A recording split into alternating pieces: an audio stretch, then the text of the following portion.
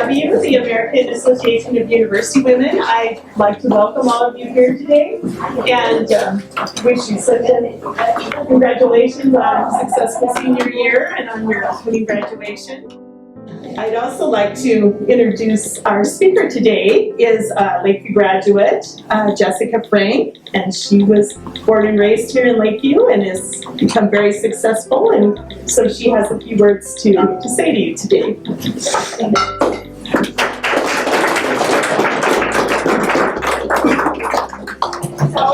Like Ms. Fox said, my name is Jessica Frank, Jessie Frank. I know some of you probably know my family, which could be good or bad. And I think all of you probably should know my mom, Mrs. Frank, from the library. So that was kind of why I think they asked me to speak today, and I wasn't completely sure what they wanted me to cover. And I was kind of nervous about it. I kind of panicked and wasn't sure how I was going to relate at an event that is sponsored by the AAUW. So maybe I'm going rogue a little bit. Maybe I'm just going to kind of do my own thing. Hopefully that doesn't turn out poorly. So I guess I started thinking about the things that I heard about 8 million times before I graduated, just like you guys have heard it a million times. But there were a couple things that I wish that I heard more than once, and I think that that's probably what I want to convey to you. How many people sitting here are headed for a four-year university?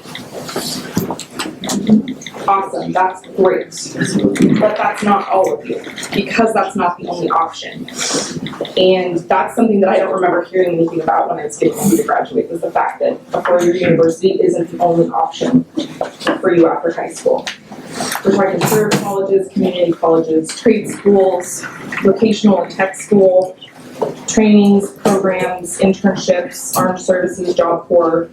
Those were things that didn't really get brought up when I was getting ready to leave high school, and I wish that it had been. Does anybody know who Mike Rowe is, the dirty jobs guy? Kind of cute for an older guy. Oh,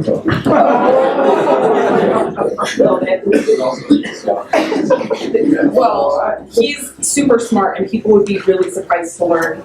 He actually speaks pretty regularly before the U.S. Congress. He's got his own TV show called Dirty Jobs, where he goes around and does kind of the nasty, hard manual labor that nobody else wants to do. People kind of forget about, things that important. But through his travels with that TV show, it's kind of made him an expert on learning what our country needs, and that's skilled labor. Our university system is validating knowledge, but it's not exactly validating experience or skills, which is something that the workforce isn't going to take you without. You can be an A+ student at Oregon State University, you can graduate with honors, but if you don't have any skills or experience, the job force is going to take a little bit of a longer look at you than you would like. So I really appreciate what Mike Rowe is trying to bring to the forefront, and the fact that the skilled labor force is something that is missing in America. He's been speaking at high schools around the U.S. And one of the high schools he went to, he was really bothered by a poster that he saw, which said, "Work smart, not hard."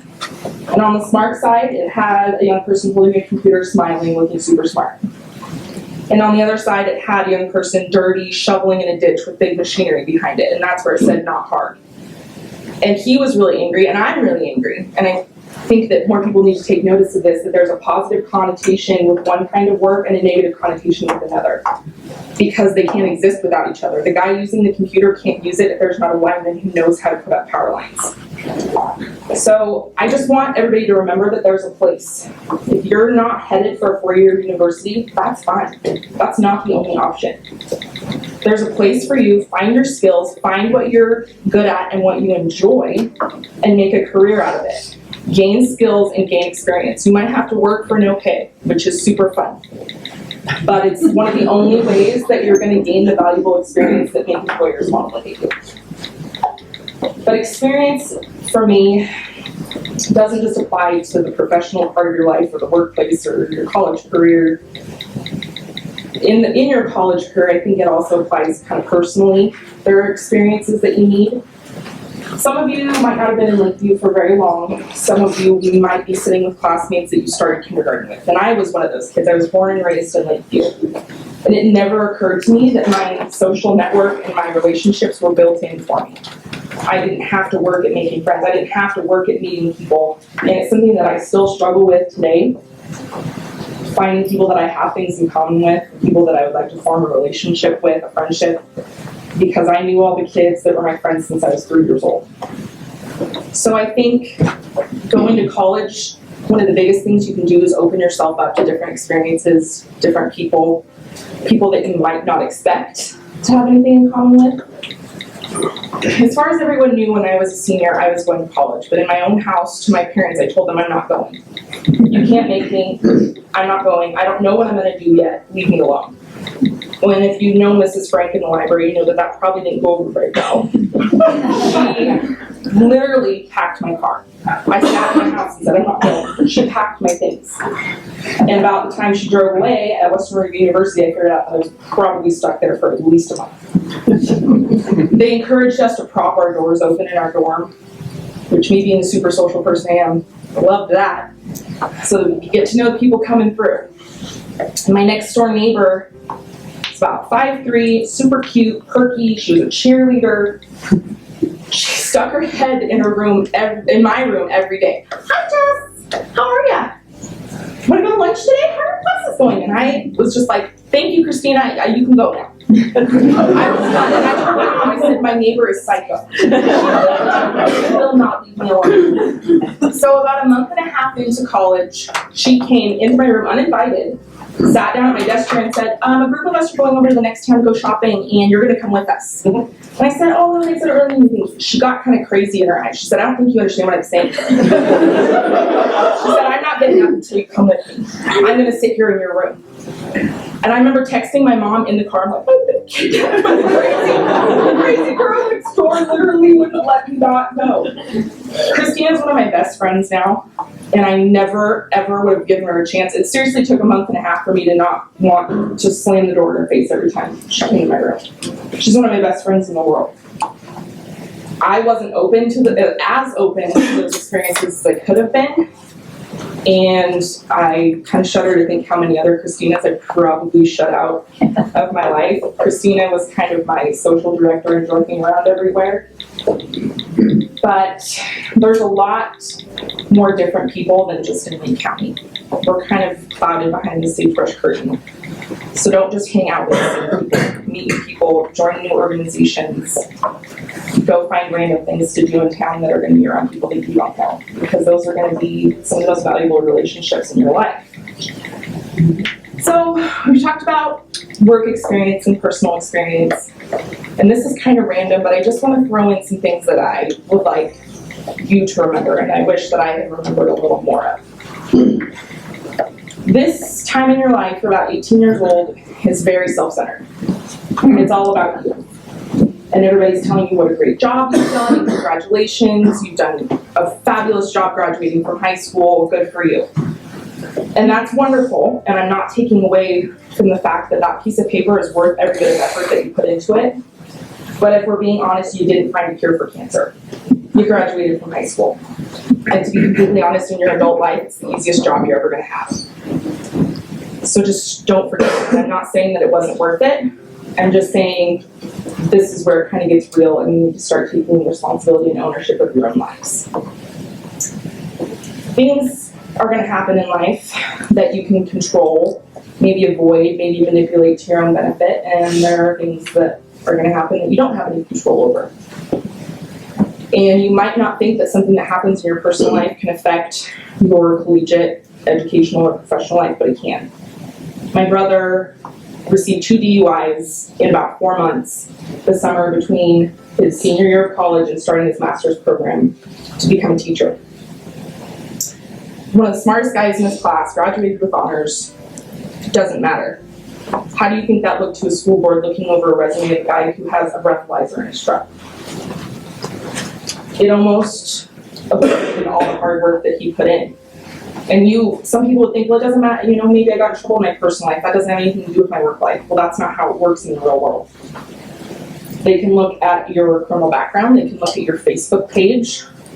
They can talk to people if it's a small town. It all comes together, and anything that you do can become a potential roadblock or wall for all the hard work that you've put in. So think about your actions, think about the consequences of those actions, and just make sure that you're willing to stand by them and possibly lose a lot of the hard work that you have put in. I think right now there's about 27 million people in college. The US average is about $23,000 by the time you have a 4-year education, and I can tell you in Oregon that's a lot higher. That's just the national average. 60% of those people use student or federal loans to pay for college, which is great. I'm glad that we have that option. 30% of people who have loans or lent money are in delinquency and have debt following them around so bad that they can't get out from underneath it. Some of you might have family that are going to help you pay for things. Some of you might be on your own. And it doesn't matter which category you fall into, please budget. And when I was 18, I was like, the B word is stupid. I know how much money I've got in my pocket. I got it under control. My mom went to college in the 1970s, and her first month, her parents told her, you're going to have $30 a month allowance, just to do whatever you want with. It doesn't sound like a lot. In the 70s, that was like $1 million. So she had $30 allowance. When it's gone, it's gone. Well, her second day at school, she spent 28 of it on a fabulous suede purse that she had to have. And ended up having $2 for the rest of the month, and she couldn't do anything. She couldn't go out with her friends, she couldn't go to dinner with her friends, no movies, everybody else went dancing, and she had a fabulous bag but nowhere to take it. So just budget.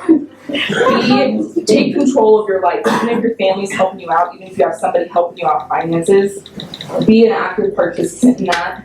Know where your money is going, know what you're paying, and don't depend on your parents to do it for you either. It's not that hard to fill out a rental application. You don't need your mom or dad to sit by you and help you do it.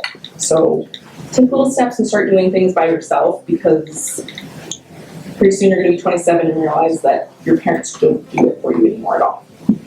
So, well, I could ask my mom. But, so I know that this is kind of bounced all over the place, and I've hit you with a lot of different information, some of which you probably already heard before. But like I said at the beginning, I just tried to think about things that I wish had kind of been reiterated when I was getting ready to leave. And the one thing that I would like everybody to remember is that there's a spot for everybody. It doesn't matter if you're going to a 4-year university. It doesn't matter if you're going straight into the workforce. All of it is equally important. Don't let anybody tell you different. Don't spend 28 of your $30 in the first month. And I think that you guys are going to be okay. I've heard a lot of good things about this class. I think there's a lot of people with a lot of intelligence, but don't mistake knowledge for learning. I want you to all keep learning, whether that's how to weld, how to fly a plane, how to cut hair. Those are valuable skills. So I would just ask this class to keep learning. Thanks for your time.